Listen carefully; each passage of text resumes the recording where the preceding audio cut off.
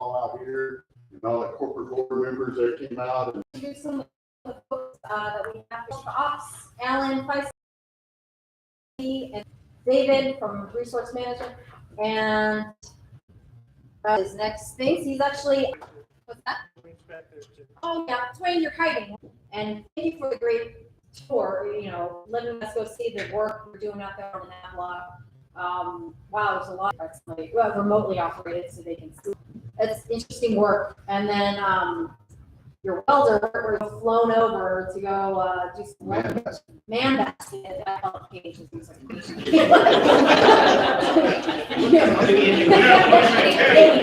Potential safety concerns, and for showing me all that, Brian and your team. And we typically do these at our headquarters office building. How many of here has actually gone to the headquarters or listened in on the town hall when we do it? Oh yeah, that's a pretty good turnout. I didn't realize that. I guess I assumed nobody did that because it's online, or it's an hour drive. If we're just operating products to you guys and see the great things you're doing, especially here. Brian's done a great job with you all, making this place really fun to see, and also a successful thing to see. So that's why we decided to test it out, see how town hall would go out here. I guess a few things I did want to highlight. I was out here about a month ago, not here, but the Pasco shop with Greg and the team, and for what's the requirement that no access, electrical wiring going underneath your signs that are really big and ugly. No acre in there for natural gas. Yeah, the natural gas, that's what it is. So anyway, so Kai took this initiative to say, hey, if you're going to put up this big ugly sign that's facing the water, right, and then the backside is basically you just see posts in the back of the sign, and that's in our park. So he took a sign with our permit, Otter the dog, and I can't remember Otter the otter is there or whatever. But it's a really cool sign. If you haven't been to the park, go out there and check it out. So Kai, thank you for that, working that and getting the cool sign out there. And I think it's just November of this past year. And our folks do out there, our park rangers and everyone else, maintenance crews do. It's tough because it's more difficult. So coming in here today, we know trees and grass because the cost to maintain that is so great, but making it look still other things. So as we usually do, I know are both in Kuwait, both doing well, and I hope to let everybody know that there are also opportunities available if you're interested in doing something like that. And then, as always, probably the saddest part of any town hall for me is recognizing those who have decided that it's time to enjoy the benefits of retirement. And we most recently saw Jeff Jackson retire from almost 12 years of service in the executive office. So wish Jeff all the best. And then we also have Alan Schlachter, Greg Parker, and Mary Bretz retiring in the coming months as we progress into the spring. So thank you for all of your service to all of these employees. And then also in our contracting office, we have Preston Jones, who has earned his contracting certifications. Congratulations to Preston. And then we also have the luxury of recognizing a number of folks that gained some greater notoriety across the division, and they became the heroes for the reporting period. And so, Paul, I'd like to invite you to come up. And I'd also just like to mention that Paul is representing Chris Alford on his behalf. Chris was unable to be here, but I did want Paul to be able to recognize him. With headquarters and with all of the divisions and districts all the way across the Corps. And he has been not only representing us, but he's been the Natural Resource Person of the Year for the entire Corps of Engineers. And so therefore he became our Awesome.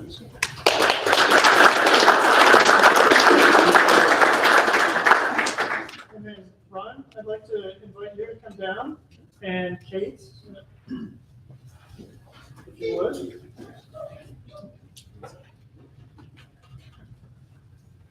And I'll let you two Okay. take the time up here. I just barely got here in time, traveling to different sites, but I'm thankful to help give some recognition to Kate here. Of course, we all like the limelight, that's why we're here, including myself. But anyway, Kate has done some incredible things, at least my observation. We both started out as project engineers. She came after myself. I've been resident engineer for the last 3 years, and I was not graded before I was resident engineer. But anyway, turbine contracts, and I don't know how she keeps up with it. I continually try to look for everything. I sort of want to recognize Justin as well as being a team member as part of that, and John Conway, who's not here, has shouldered quite a bit of load here with the Ice Harbor turbine project. A lot of dynamics. We thought they'd be commissioned by now, but there's lots of things going on, and that's part of life. But I know, me personally, you, Kate, I'm impressed that you know what you know and shoulder what you shoulder. And it's just this fun project, but getting on with the turbine project there at McNary, which we're in the design phases of that, and the station service turbine project there. Trying to find ways to lighten load, but right now she seems to shoulder well, and we are recognizing her, but like I said, I want to recognize her teammates as well. Thank you.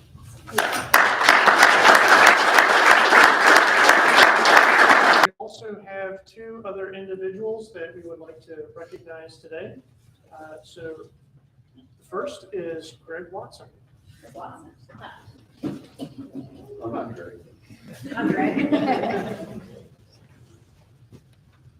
You can stand right here. I'd like to recognize Greg, our manager, for about 15 months now. He has a great team under him, but he really does it. But NRM is probably as dynamic or more dynamic than what goes on here at the dam. There's a lot of things going on in NRM that it's like, wow, when I first started doing, I had no idea how much goes on in NRM, but now I know. But Greg manages all that so well, since he's taken it in so well with McNary, Lomo, district, whether it's downtown, Trek, what's that stand for again? Tri-River, or Tri-Cities River Enhancement. So interface with those people, they Tri-Rivers, increasing right backlog, the list just goes on and on of everything that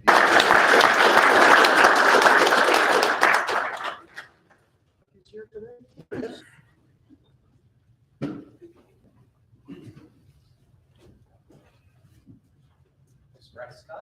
At Paradise Harbor, I guess I'm talking to you too. Since Scott took this position, the reliability compliance program for the Walla Walla district has suffered some tragic losses and some high turnover, frankly. Some difficult years for over 2, going on 3 years now. Has been also supporting Lower Monumental Dam with their reliability compliance program, serving as their RCE as well. And in the recent months, about the last 6 months, he's been also supporting McNary. So he's literally triple-hatted. He's also an exceptional maintenance engineer, does an exceptional job serving as a project point of contact for construction contracts and capital improvements, and does it all with grace. And we really appreciate everything Scott does for us here at Ice Harbor and from Lomo and McNary as well. So congratulations, Scott.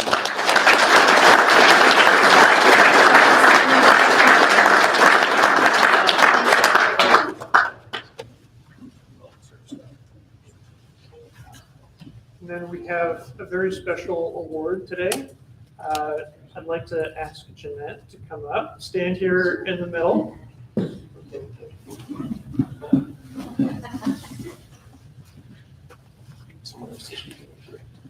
Yeah.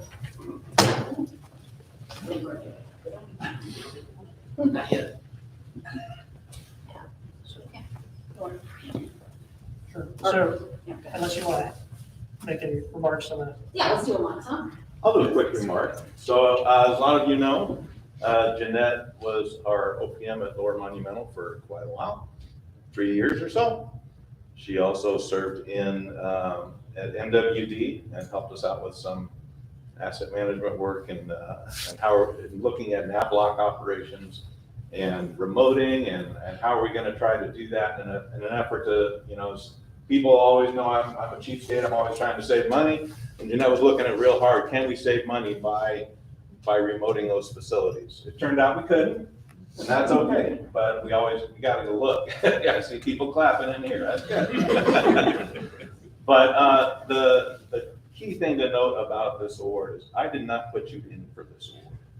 Your people at the dam put you in for this award. And she has since moved on to the district, and she's a chief of programs now, and doing a fabulous job there. And we're so pleased to be able to give you this on behalf of the people at the dam. So. Yeah, not only that, but she's just been an awesome person to work with, easy to talk to. I've heard feedback, a really good leader when she was at Lomo. I know they all, were sad to see her go, but Far smaller than anybody can read from the audience. So, the Meritorious Civilian Service Medal is being awarded to Miss Jeanette Kirtley for exceptional contributions to the Walla Walla District, U.S. Army Corps of Engineers, while serving as operating project manager, Lower Monumental Lock and Dam, leadership and management skills at both district and division levels. Her distinguished accomplishments include leading the interdisciplinary project delivery team to establish the foundation for the Northwestern Division's centralized control program and addressing centralized control of federal Columbia River power system generating units. Ms. Kirtley addressed and resolved many serious situations as the operating project manager and ensured the future viability of the entire operations and maintenance program. It is now one of the highest performing teams in the operations division, the Northwestern Division, and the U.S. Army Corps of Engineers.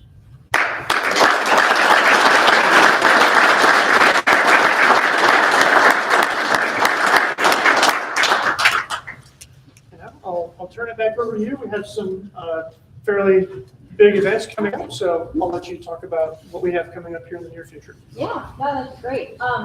So a couple big things coming up, as you all are aware, currently going on is the nav block outages. Let's see, I don't see him here.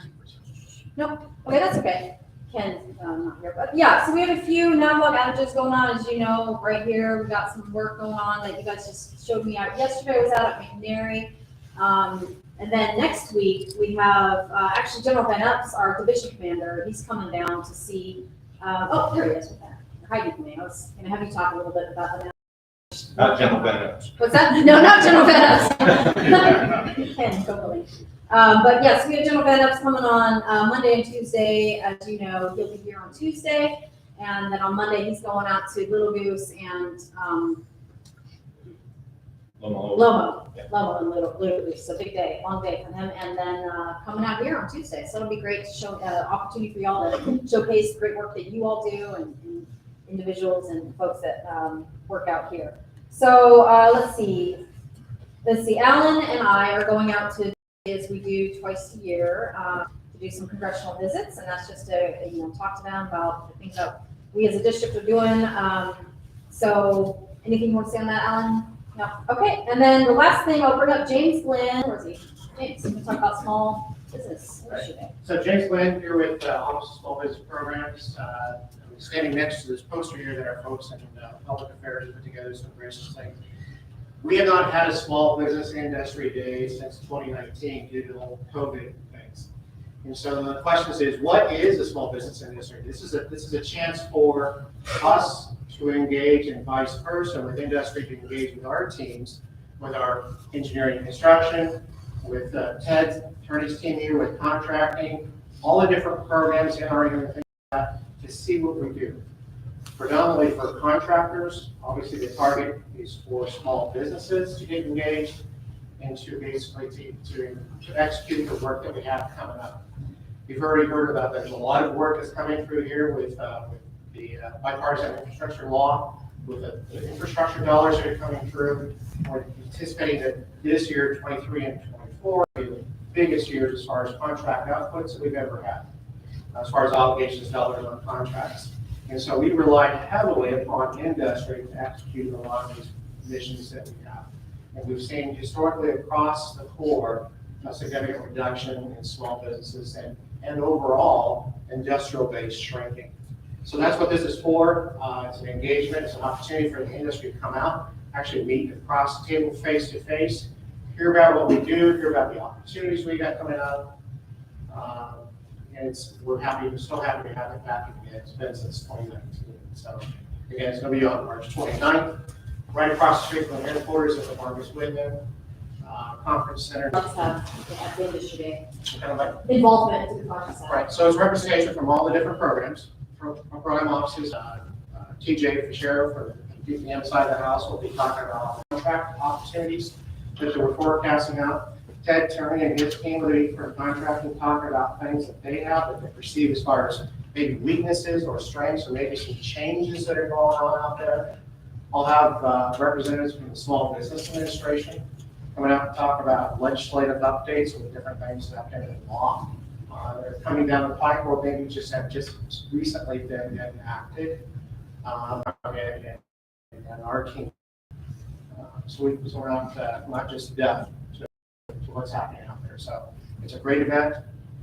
We've got high accolades in the town. Excited about that. Any other questions? Thanks, James. All right. So in just a couple of weeks, we'll be heading into the Section Month, and we do have district-wide a number of events that are coming up. On April 12th, we're going to have a walk, weather permitting. It'll be walking around the block that surrounds the campus bag that is open to everyone, being presented by Chaz Fredrickson, who was a SARB while she was on active duty in the Air Force. And so she's going to share some of the things that she learned and pass along some good information. And Chaz, she works in planning, but she is actually in the Boise office. That's Chaz. She's a fairly new hire. And then April 26th is the actual denim day. So I know many of you wear denim on a routine basis, but for some others that might not, just encourage you to take part on April 26th and wear some denim. And then at the top of the slide, every Tuesday in April is Teal Tuesday. So we have some ribbons that we're going to be sending out across the district. So for if individuals that want one, you're welcome to grab one and wear them on Tuesdays. Hey, what's the teal, the significance of teal? Teal is symbolic of sexual assault prevention. So that is going to bring us to the end of the formal part of the town hall here today. But what's probably of more interest to the corporate board leadership, to the commander, to myself, are the questions that you have and some of the dialogue that we might be able to share here today. So I'd like to open the floor. Before we open the floor, I do have a few things I want to bring up before we open the floor. Sure. Yeah. How much time do I got? Plenty. Plenty. Just want to make sure I take going to the question time. So I had been asked by Brian to bring up a few things to kind of give you, the updates to what happened at Dvorak in June of this past year, and updates to that. So I know Paul came out here not too long ago to talk about, our safety action plan and the incident itself. But since that time, what's happened? So at the end of the year, we received a OSHA notice. Y'all know what OSHA is, right?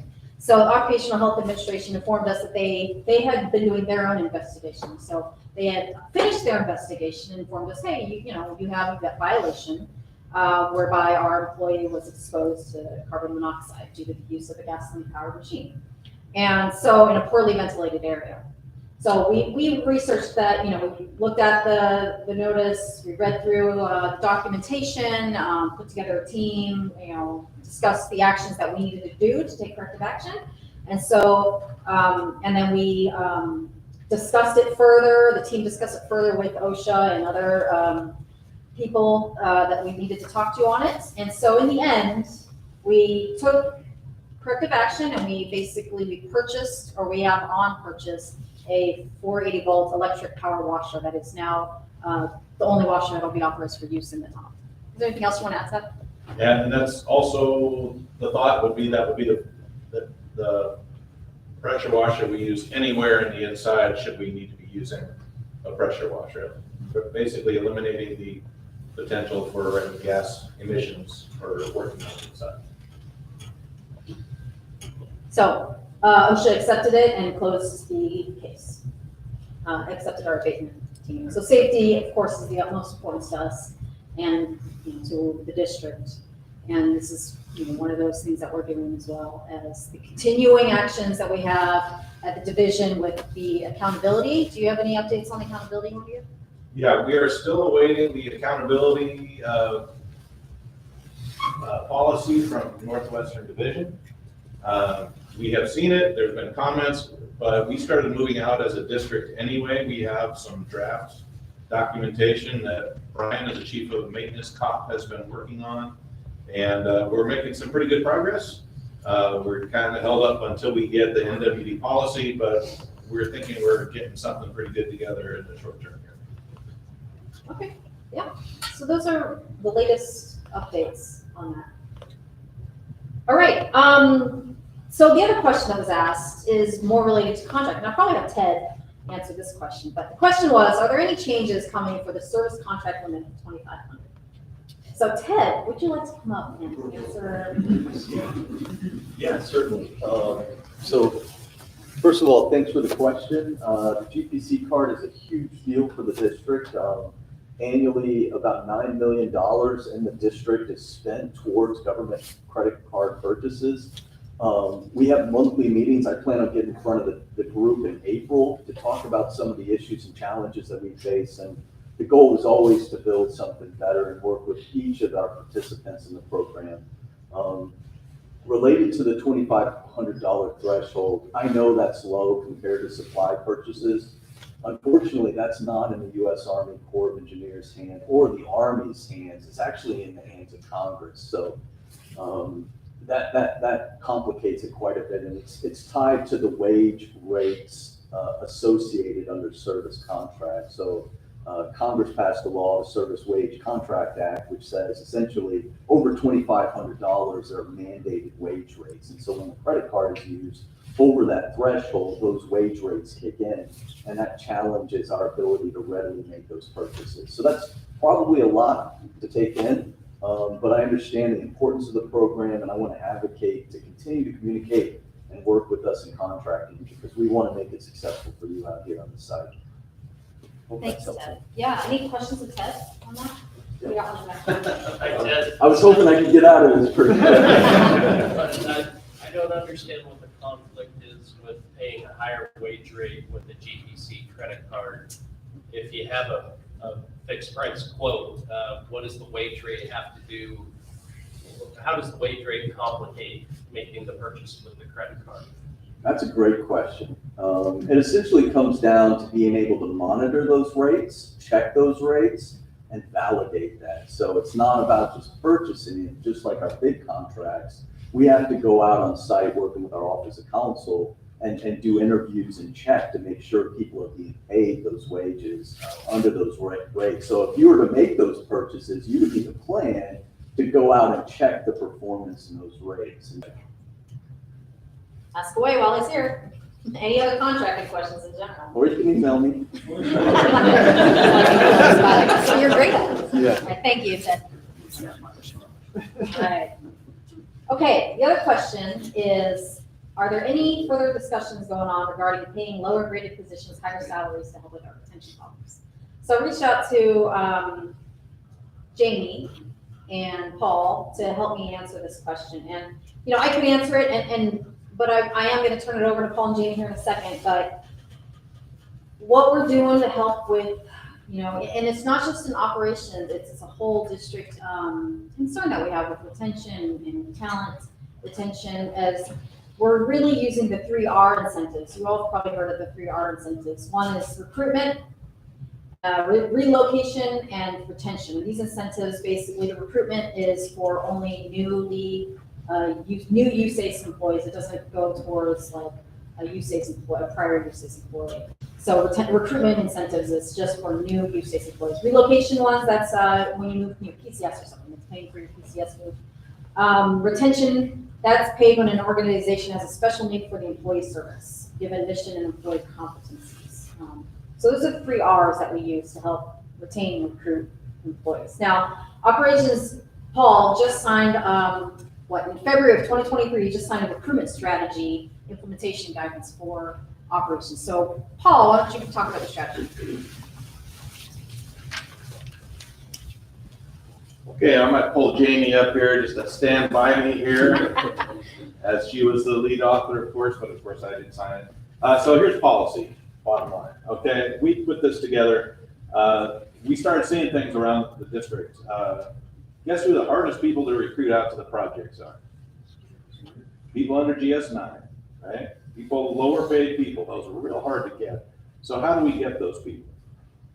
Maybe we relook at our incentive schedules. Maybe we pay those people a little more incentives to come.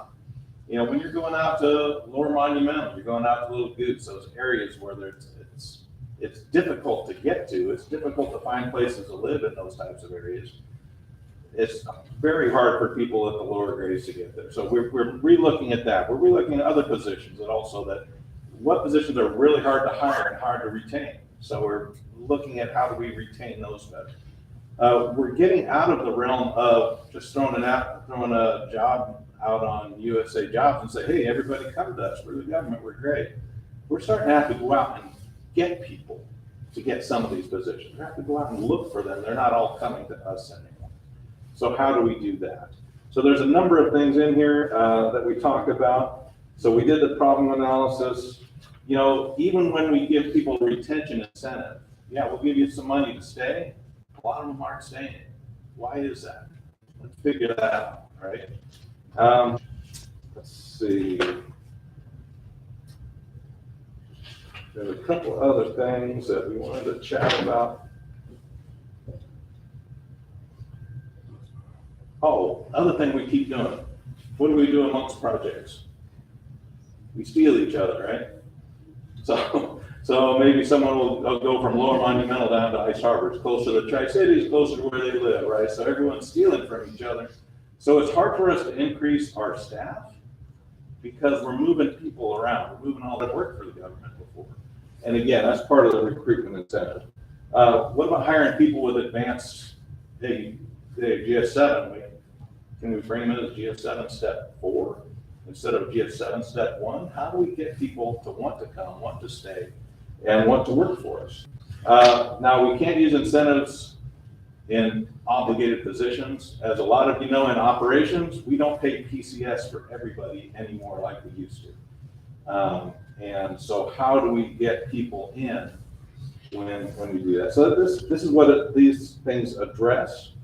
We also look at alternative recruitment strategies, and we're looking at position reviews. So what we've done in operations, we've restructured a little bit different. The only thing I would add is that, again, this is something that everybody is going through. It's not just operations, it's not just Walla Walla, it's not just the North 2012 for everybody to start retiring. And so that's a lot of what we're seeing. So some of what we also looked at was sort of generational differences. So if you take your baby boomers and your Gen X, but then you compare that to sort of the millennial, and they're really only coming in for 1 to 3 years, and then they're moving on somewhere. So that changes how you have to, it's really gonna have to do is that, the analogy I've used is we used to go take our fishing pole, advertise 5 and 6 times, and we still can't get people. So it's emphasis. So we're not really, right now, again, nationally, we're seeing certain disciplines. So for example, some of the engineering discipline is down 30% nationally, including those going to specifically, like possibly the GS9 and below. So that 55,000 below that is where we're having problems. So it's really targeting how are we going to recruit those people and then balance again with that position, looking at the skill sets that have to be there and maybe trying to compensate with some other soft skills, like an employee's ability to come in and take some initiative and learn the regulations. Whereas historically, we would love to have had somebody who already has that. Paul was very generous and very nice when he said, when we're just moving people around, I call it cannibalism. So if our official, what adjustments do they need to make in order to really start getting people in and bring them in without, again, cannibalizing or how we do this across the district as well. So it's not just an operations thing, it's going to be an entire district. Recruiting or retention. This time, I will open up to any further questions, comments, or anything from the group or online. I have some requirements where we have to get certain network stuff is all, I gotta get approval from, after I do all that stuff, even though the product's on the approved products list, I go through the chess systems to get the quote and everything, and then I gotta get all this extra approval from people to actually get that item. And so right now I have stuff sitting to get the approvals I need, just to get equipment that is not gonna go on any CoreNet network or anything, it's all internal. So if there needs to be a more efficient way of getting that equipment for us to come up to our standards that we are required.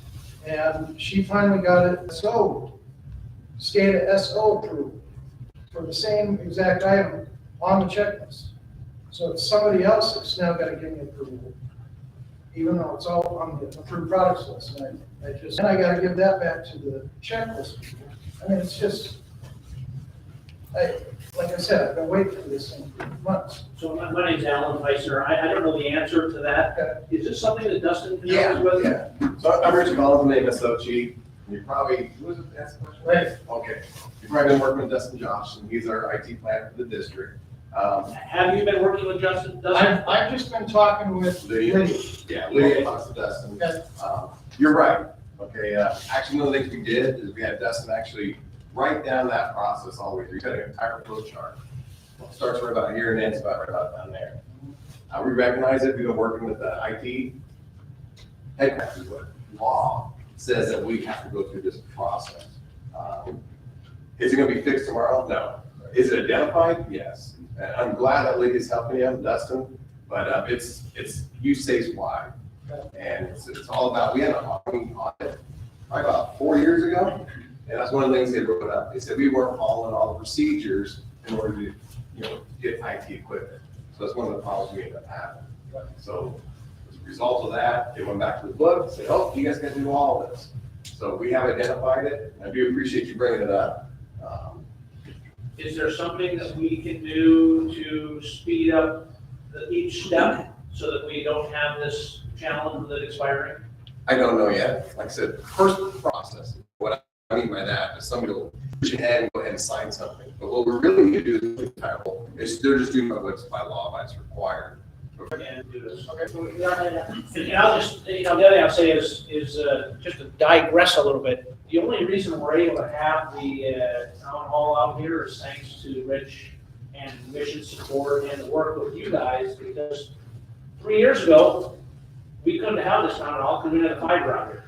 And so we are making improvement. The goal again is to make sure that whatever services we have at the district headquarters, you have out here. So, now we've got fiber out here. We've done backup to satellite.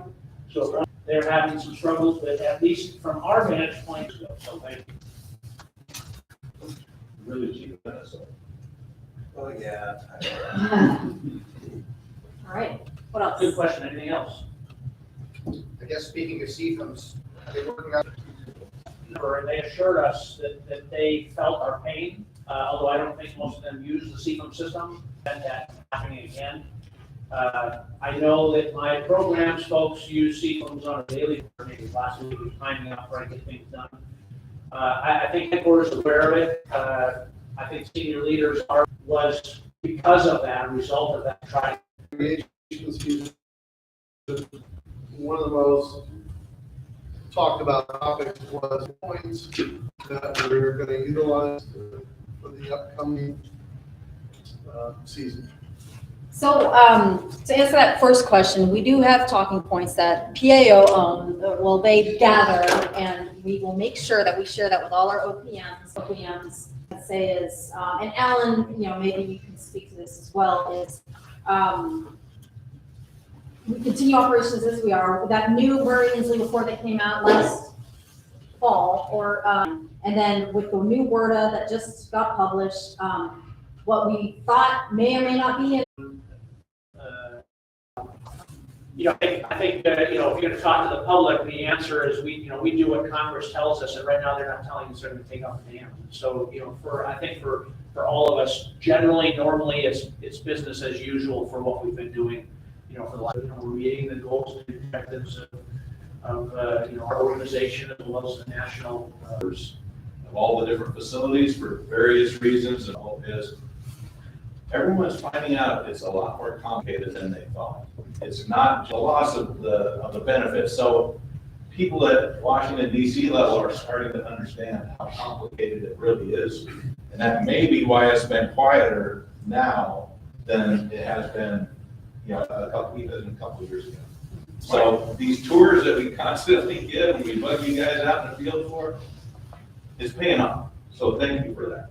My question is why is it only the Snake River Dam? You've got several other dams on the Columbia before you get to the Snake River Dam, but they all want to talk about the Snake River Dam. Why don't they talk about the Columbia dams as well? They never do. Low hanging fruit. Yeah, well, That's the lowest hanging fruit that they can find on. So I was asked to give a presentation to Micron the other day. And they were saying, we're really worried because if they take the Snake River dams out, we're next. The potential should our dams come down. So it doesn't go unnoticed.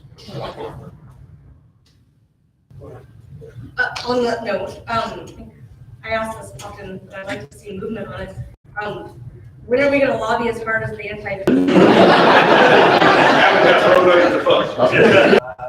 As some of you may remember, that it was perceived at higher levels within the government that his position to be, side you're doing, and we pestered Brian, I think last year, in terms of the lobbying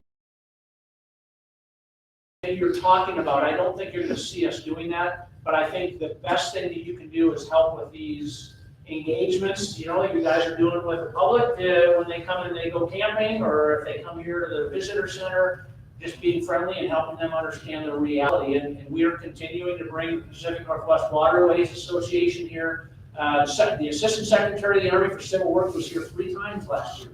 He usually does, that person normally only comes about once every 5 years, but came 3 times. So what I try to get people to say is, look, the plaintiffs, their primary, you all know those many different ways that we have. And oh, by the way, you're putting 3 new turbines in here at the, to further increase the surface of the ocean. So I think we're doing what you're saying, but maybe there's folks at higher levels that think we ought to be just a little bit less aggressive.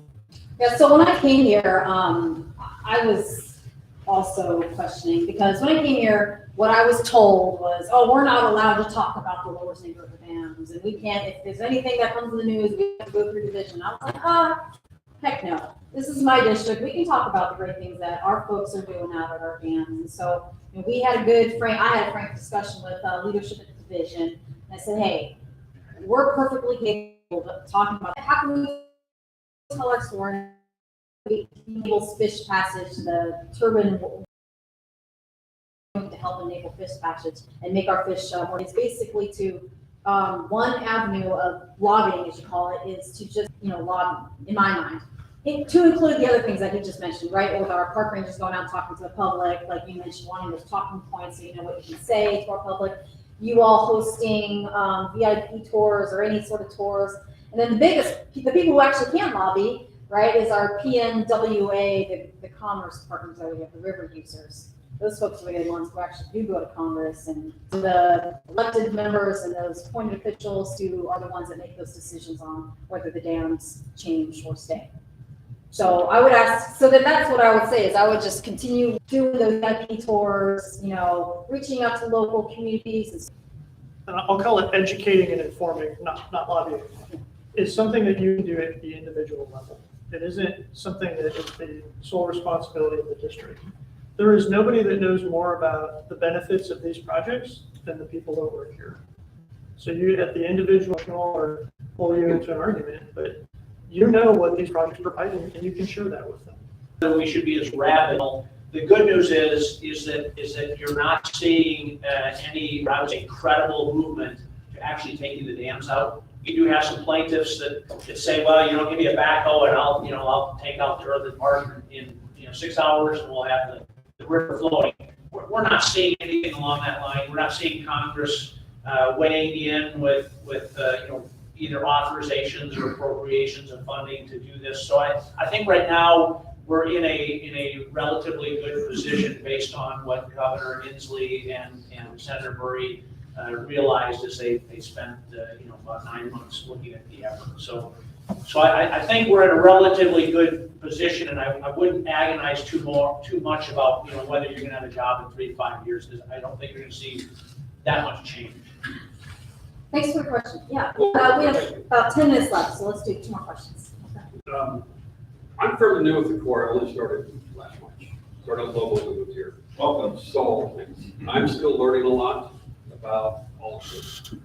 But one of the questions I've had, I moved to Tri-Cities for this job. I talk to a lot of people, tell them where I work. People are very clueless about the dams, even local. When are we going to reopen these visitors on with ceiling but locally, people they don't even really, they just know it's there. Yeah. I mean, this is a word, but, like you say, education, start local. Because it's spread quickly. Yeah.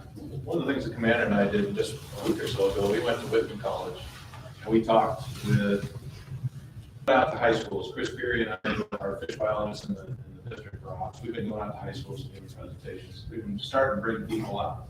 After 9/11, we got all the security that we got to have, but we do have tours that we have here. But I gave a tour about 3 years ago to one of the governor's staff.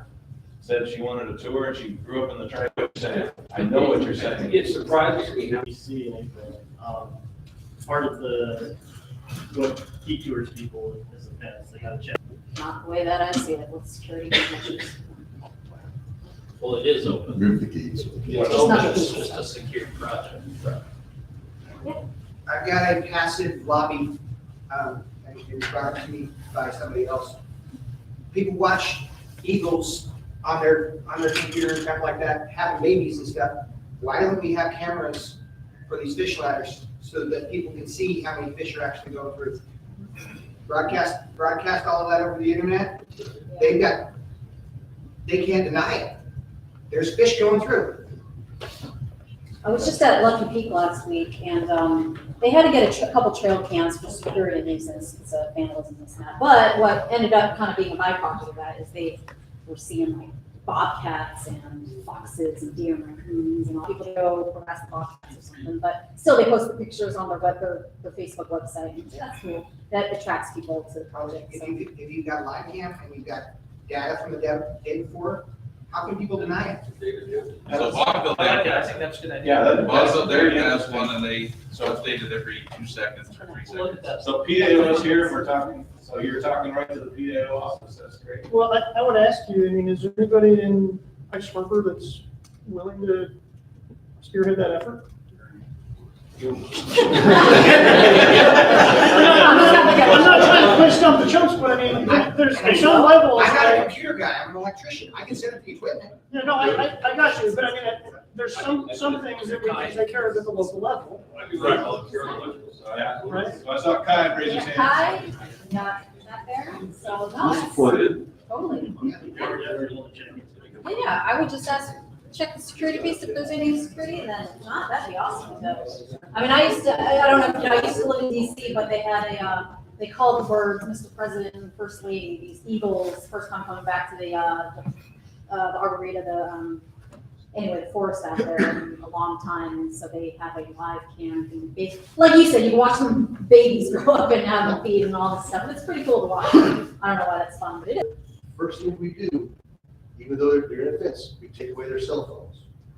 And they stand at the fish ladder saying, man, I wish I could film this, but it's an antiquated step that we don't need anymore because we want them to take pictures in the visitor center, but we're telling them they can't take cameras in, and they're saying, so what do you have to hide? Then Greg said they don't want to go through the checking process, that's all part of it. When you see people like, want us to take our cell phones, some people leave. It's just something we can look at because Little Johnny's Facebook feed has fish going through, that's free publicity. Yeah. That's one that I'll take. That's a great one. Yeah, thank you. Thank you. Anything else? Okay, one more question, and then that's time. You guys have been a great audience. Anything online, real quick? No? Okay, go ahead. So Fish is basically an upgrade systems and we're throwing Band-Aids. Alan, no?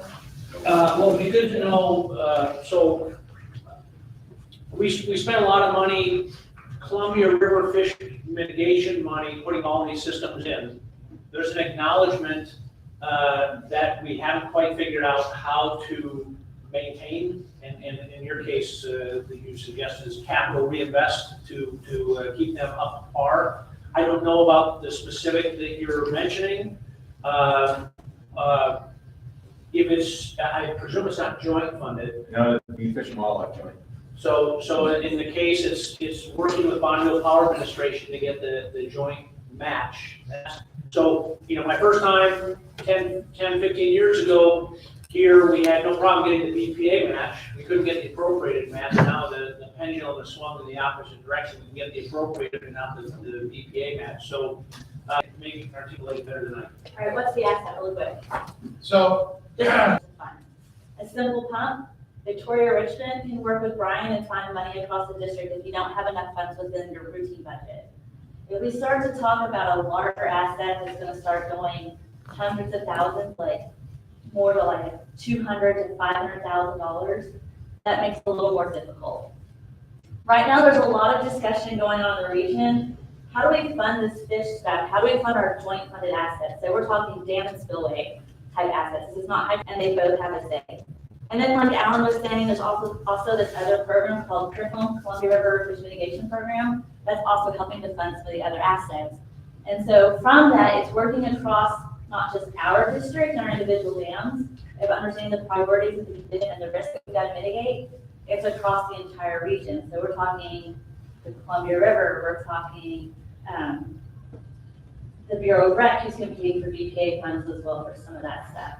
So there is a bigger effort going on. About 5 years ago, for those of us who've been here for a hot minute, we all know that fish was not the cool thing to talk about for maintenance, right? We kind of, let's be honest, we did kind of defer it.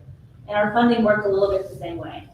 Well, in the last couple of years, we've seen a major shift in that culture. Not only is it important for our mission, so what I'm seeing in programs is that the conversation at the higher levels is changing. There's a real interest in our senior leadership at headquarters USACE, along with congressionals, how our fish budget process and things that go through the CRIFM program is on the appropriated budget cycle, and that's about a 3-year cycle. So right now, we're building the FY25 budget, and will be done on a big enough priority or there's some sort of emergency. But in theory, some of these things that you're identifying, your chief of tech, do your chain, because they're the one who's feeding us this information. Need and requirement to the business line asset manager or the third floor operations, and then they need, and the cost and impact of not funding it, what's the risk associated with not funding it, and make sure that that's coordinated with Brian up to ops, and we'll be happy to try to work it.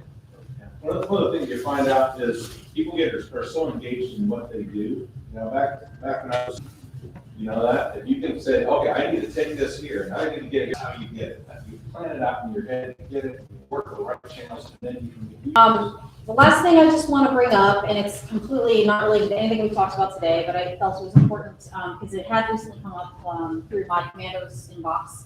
If you don't know already, I mentioned it before, but I do have an anonymous commander's inbox. You go online and I have a little link there, and you can submit any sort of questions or comments, and it goes directly to my email. And I take every effort I have to answer those with my staff and everything. So one of the things that did come up, like I said, it's not related to what we've been talking about, but it's the EAP. Does anyone know what EAP is? Yep, the EAP. So officer, he ran us down, he got it fixed. So we now have that posted. Both, somebody was feeling stress, anxiety, depressed. They just need to call and find it again. It's on our internet page.